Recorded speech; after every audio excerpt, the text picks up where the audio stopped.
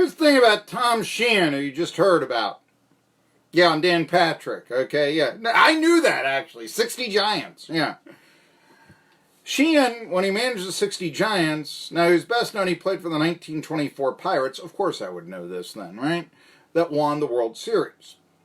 And the next time the Pirates won the World Series was 1960, which is when Tom Sheehan made his managerial debut as the oldest debut manager in Major League history to this day at the age of 66. He wasn't around 2 years later when the Giants won a pennant with Ed Bailey and those guys down, Strawberry Plains, Ed Bailey. Ernie Bowman, Farrell from ETSU, and those guys. Giants always had an East Tennessee presence back in those days. Dale Alexander was their scout, you see. And so, who else would know that but me, Marky Billson, your voice of choice for a new generation of Tri-City sports fans? You know what we do? We own the Tri-Cities. I'll tell you why. We got the best guests, hardest hitting opinions, and now, once again, the best prizes in the market, because I got 4 tickets to Dollywood headed your way if you like us on 1420 WEMB Sports Radio's Facebook page. Just do that. You can watch the show on archive on Facebook Live, that sort of thing. And then what you got to do is you go down to Facebook Live and just tell us, and you'll see where to do it, your favorite sports moment ever. We'll give you 4 free Dollywood tickets on July 9th, maybe. We draw your name. Yeah, how that goes. Okay, so that's number 1. Here's number 2. Okay? Here's number 2. The guest list today. Because I always say, we got the best prizes and all that. Guest list today. First off, Asian House Vol Talk with Caleb Calhoun of allfortennessee.com. I mean, that's every 12:30 Tuesday, right? Okay. 1 p.m. 1 p.m. Then you know what happens? I got the new Appalachian League president coming on. I mean, Lee Landers was there for more than a generation, but Dan Motion comes on now. First time I've ever spoken with him. He's the new Appy League president. He has decreed that all games now will begin at 6:30. Interesting. Is that a good look for baseball? I mean, I remember when baseball games began at 7:30. Figured 2.5 hours, you were out there by 10, pretty. Now, feeling is 3 hours or more, so to get out of there by 10, start the game at 6:30. Now, on the other hand, this may encourage more people, instead of having their meal at a local restaurant, to have it at the ballpark. I just stopped by the Elizabethton Twins. It's something of an open house. They've got a new clubhouse and such. And, they've got a heck of a lot of nice promotional days. For instance, weekday promotion. Johnson City Cardinals do this. It's sort of the Boyd Sports thing. They've got, for instance, I guess today would be Taco Tuesday. I'll give them some free advertising there. You get a $2 taco if you go down to the Elizabethton Twins game. And then on Thursday, they do some special promotions Monday, Tuesday, Thursday. That's the end of the free advertising I'm going to give them, okay? But where I'm going with this is quite simply, you've got a situation there with the Twins. I mean, that's a nice situation, all this. But there is that perception of, what about the baseball? What about the baseball? And I'll be talking a little bit about that, Dan Motion. What about the ballparks? Are Bristol and Kingsport getting new ballparks? What about the Boyd Sports influence? New franchises? What about Sevierville? Are they going to come into the league when the Smokies move back to Knoxville? If and when that ever happens? What's going on with this league? And to tell you the truth, I wanted to begin this show talking a little bit about, Appalachian League season, blah, blah, blah, but wouldn't you really rather have a AA or a single A team around here? Okay, all right, do that. But I'm putting that on hold.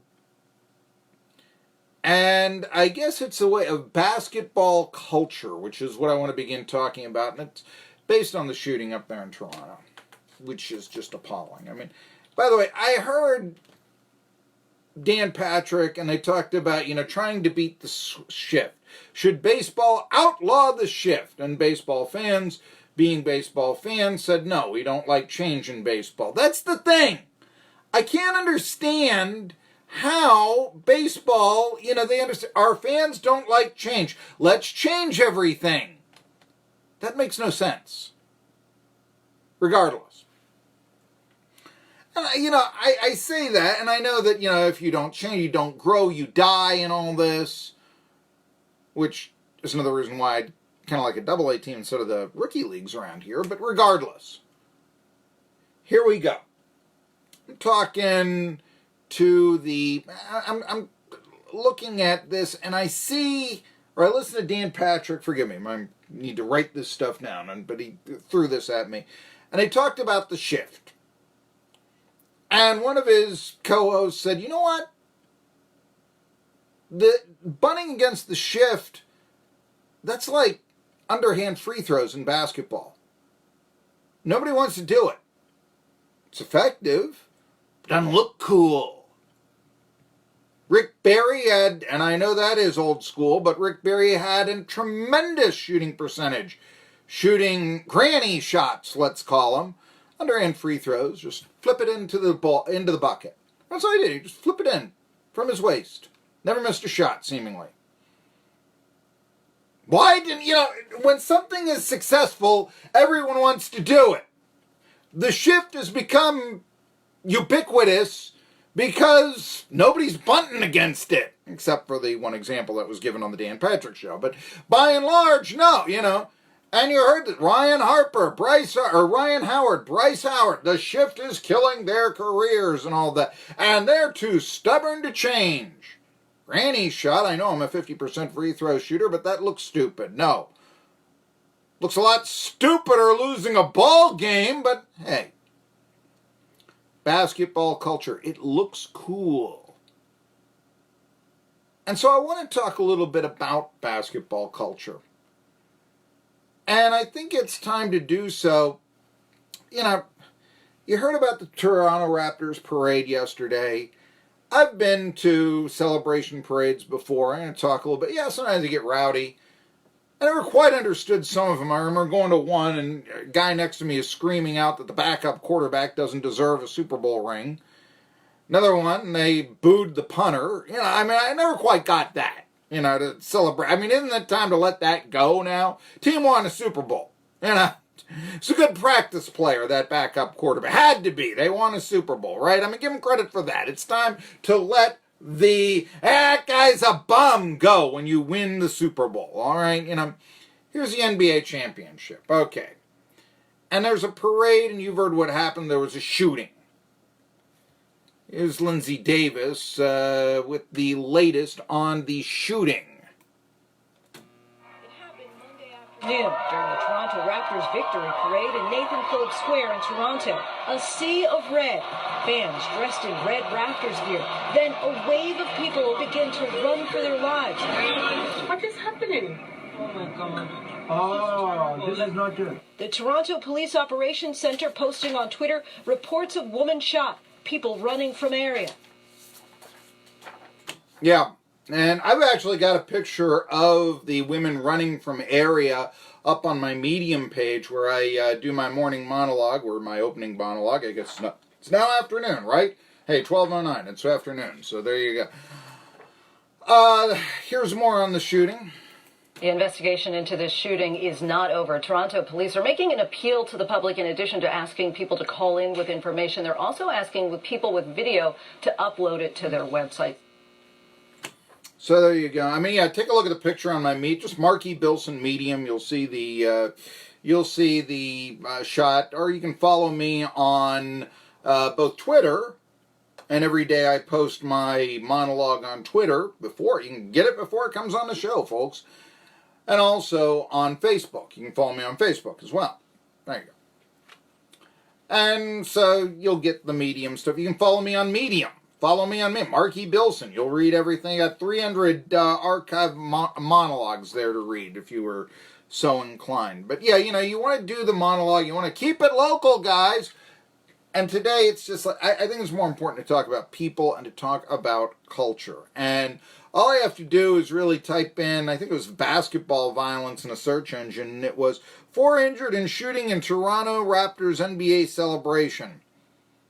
but this goes back a generation. Violence amid celebration, 1992. Scattered violence broke out as the Chicago fans filled the streets tonight to celebrate the Bulls' second consecutive NBA title. Is it the NBA? Well, maybe. Or, here's what happened in college basketball. Violence fires mar Kentucky celebration of NCAA win. How about this from this year? Virginia fans' peaceful celebration bucks national trend. Team wins, let's riot! This is appalling. This is where sports fans get a bad name to non-sports fans. When non-sports fans look down their nose, at the sports fan. Headlines are absolutely disturbing. Now, this being said, look, I understand. I've gone crazy a few times myself. I am of the belief of Henry Chinaski. There's somebody to emulate. Some people never go crazy. What truly wretched lives they must lead. I kind of believe that. But, in fact, no, I do believe that. So it is understandable. Fans get excited when their team wins. And might do some things that otherwise might not be considered acceptable that are otherwise tolerable. Let me put it to you this way. I once saw a fan, after the local team won a world title, climb a bus. I mean, a municipal, public transportation bus. And start celebrating it. Yay! Raising his arms while riding the roof of the bus. Now, you do that, normal circumstance, you do that on the Johnson City Transit or whatever. And what do you think's going to happen? I ain't going to tell you. You'd get arrested. Every passenger in the bus would hate you because you're making them late after they get you down from there, assuming you don't fall to your death. And then the law prosecutes you to the fullest extent that they can, and nobody has any sympathy for you for being a jackass. Now, you do that when the local team wins a world title in a big city. You ride a bus in that celebration on the roof, and you know what's going to happen? Somehow it contributes to the joyous ride. Somehow, maybe, if you don't get off yourself, there's somebody that comes, get down from it, get out of here. Go to a bar and have another one. That's what happens. Normally, in the clink, here, we're happy the team won. So there are some things, but that's not a shooting, folks. A shooting in a celebration of countless thousands of people just makes one wonder why.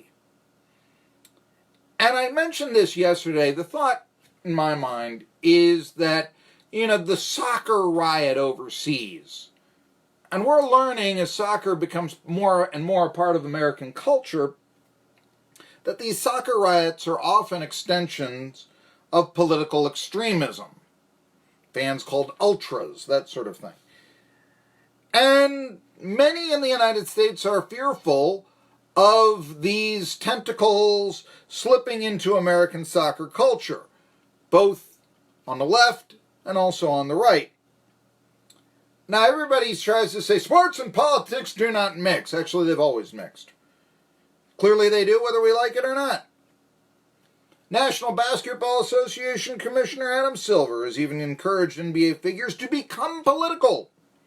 And therefore, a press conference with Steve Kerr or Greg Popovich seems just as likely to turn into a political sermon as it does the release of information concerning the team. Now, no one is saying that one must like President Donald Trump. Half the country does not. And no one is saying that you have to like the Electoral College and believe that this is a better way of determining a president than an overall popular vote. That's another topic for another show. But,